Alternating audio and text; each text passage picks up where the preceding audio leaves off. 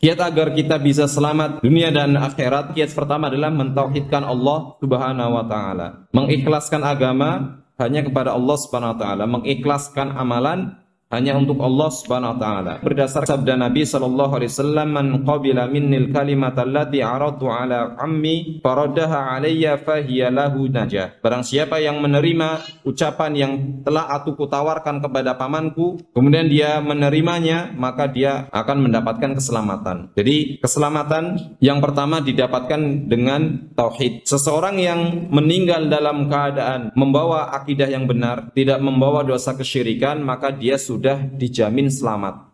Kemudian kiat yang kedua, ittiba'u sunnatin Nabi sallallahu alaihi wasallam, yaitu mengikuti ajaran atau sunnah Rasul sallallahu alaihi wasallam. Barang siapa yang mengikuti Rasulullah dengan mempelajari sunnah-sunnahnya dan mengamalkan sunnah-sunnahnya, maka itu adalah merupakan sebab bagi seseorang selamat di akhirat.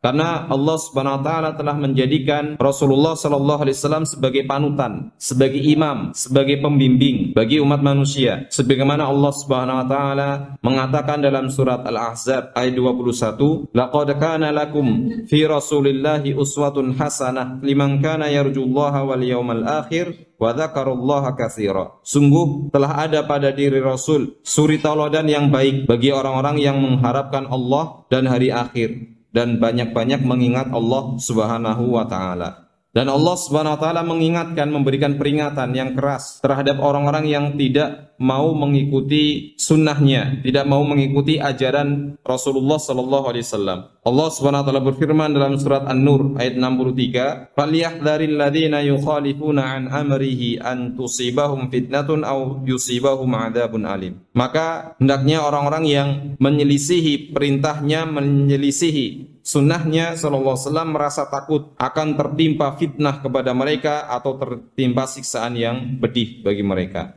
Kemudian yang ketiga adalah khasyatullah wa taqwa, yaitu memiliki rasa takut kepada Allah dan bertakwa kepada Allah Subhanahu wa taala. Sebagaimana Allah Subhanahu wa taala berfirman, "Wa may yuti'illaha wa rasulahu wa yakhshallaha wa yattaqhi fa ulaika humul faizun." Dalam surat An-Nur ayat 52. Dan orang-orang yang taat pada Allah dan Rasulnya, ini poin pertama dan kedua, yaitu taat pada Allah dengan mentauhidkan Allah, wa rasulahu dengan mengikuti sunnahnya.